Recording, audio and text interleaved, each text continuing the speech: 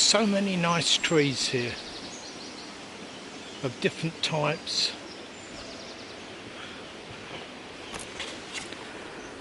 This one.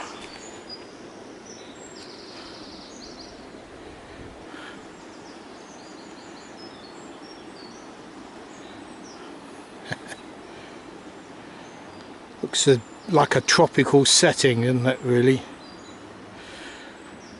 Humphrey Bogart will be coming up here, towing the African Queen.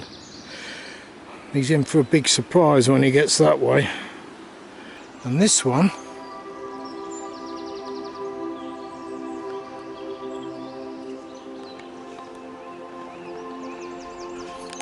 look at that.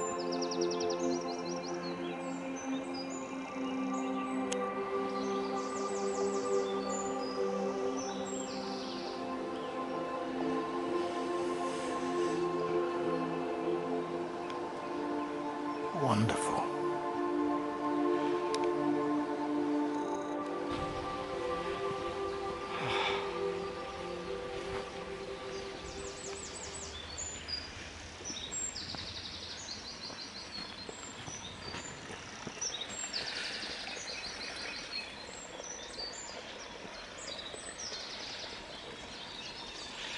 These blue flowers, I have no idea what these are.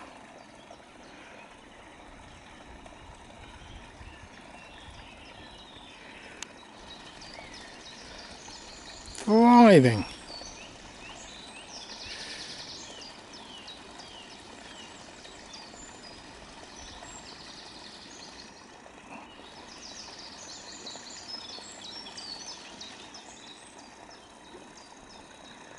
Beautiful though.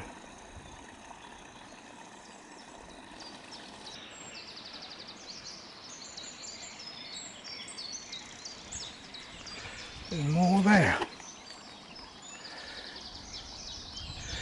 This is great time for bees. May, late April, May. Let's start getting their nectar and pollen. Wonderful. It's amazing the pretty things that you just find in the wild. You don't have to go down the garden centre and buy a packet of seeds to put them in your garden.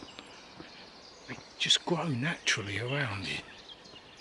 They're wonderful. And if left to their own devices, they do the job that they're there to do. Because everything has a purpose. Everything has a purpose, nothing is wasted.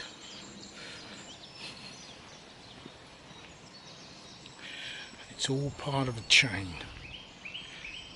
Well, here we are.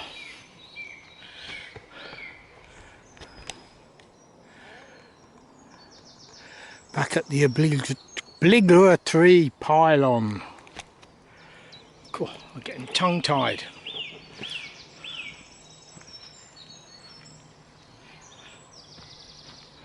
And here's a tree that I can say hello to. I can actually say hello to this tree.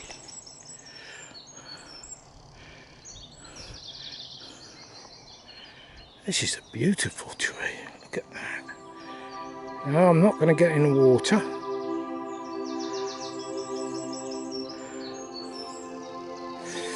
But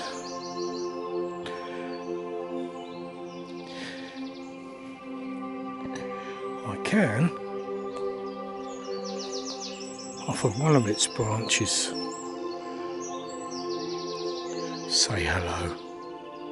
Hello, tree.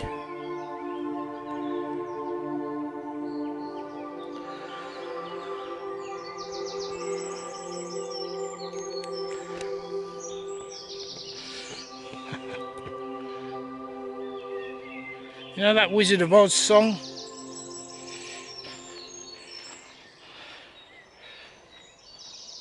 About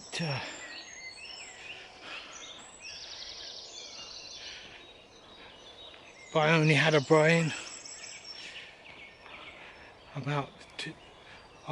I've been spending hours, something like I've been spending hours talking to the flowers. If I own something, I can't remember. Just tune goes in my head. Get a copyright strike if I put that up. Oh dear.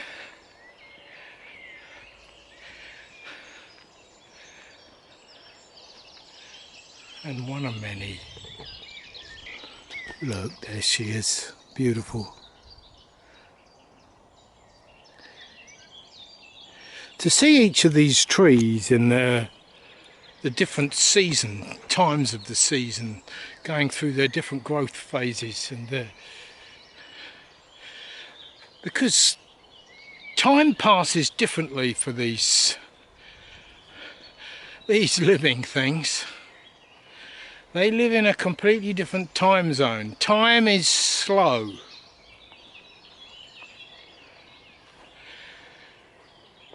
The life of a mouse has such a short lifespan, yet it's fast, it is quick, its heart beats rapidly in comparison to humans. And they've theorized about how time might actually seem to pass for these creatures. We know that it's commonly said that dogs, for example, you have to count, what is it, their years in comparison to human years, and it's that sort of a mentality.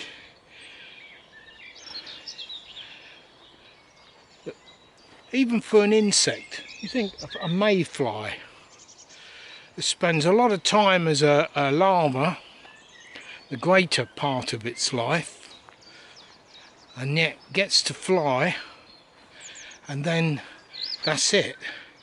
It mates and dies. As soon as you get your wings, as soon as you learn to fly, that's it. That seems a cruel thing, but we don't know what goes through their minds. I doubt we'll ever know. We assume by the size of their brains whether or not they can think, but there's more to it, isn't there? There's more to it. Much more.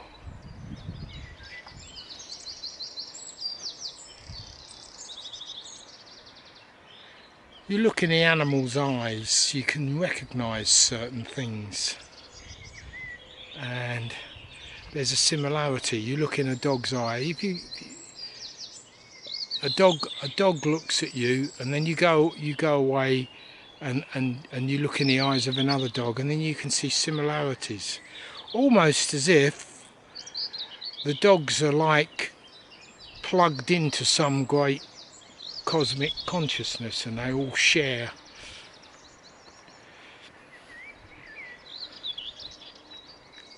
So when my dog's sleeping, she's looking out through other dogs' eyes. Like that film, Being John Malkovich. Have you ever seen that? While in lockdown, go and watch that. That's an interesting film. I won't spoil it for you. Being John Malkovich, if you want to know what it's like looking through other people's eyes. Brilliant film. But I often wonder, I'm strange like that. I am strange. I can go a religious slant, and but I won't. Am I religious? Everybody's religious in some way. We do things religiously. we live a religious life. We adore and admire certain things, and some people could say, "Oh, you're worshipping trees." No, I'm not worshipping.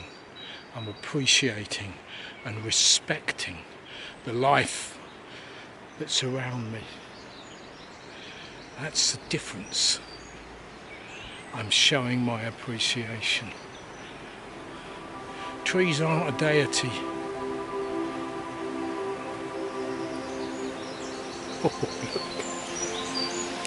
Trees. You can't walk past this tree without saying hello. Definitely not.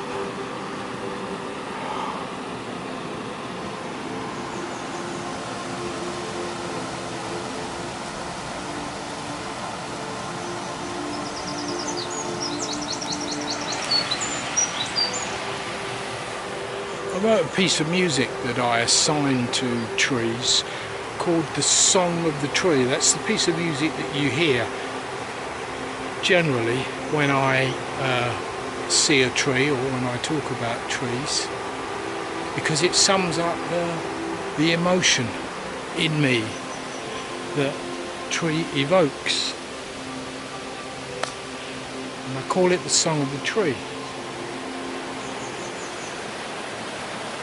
And I also have a piece of music that I've used and called Time Marches On. And that's a piece of music that you've heard quite recently. Assigning, as I said in a previous video, a song to different things. That's where it all comes from, me thinking emotionally about life. And that's not worshipping. Not worshipping in the sense of worshipping a deity. It's an appreciation, a thankfulness.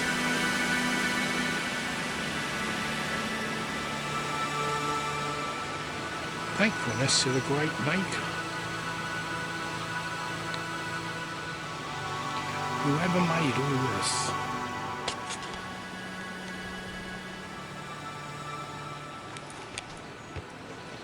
Worked out an intricate ecosystem.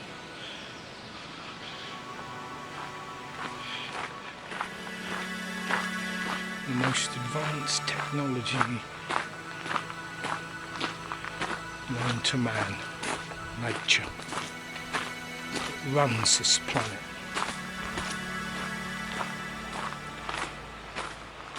This planet orbits the sun, gets its energy from the sun, but the actual orbits of the planet affect the sun as well. The moon orbiting the earth affects the earth, gives us tides. The tides are key and crucial to the essential oceanic part of the ecosystem. The tides themselves signal to different biological entities at certain times to do certain things, to procreate, to go on the beach, to lay eggs, like turtles. It's a clock, an intricate clock.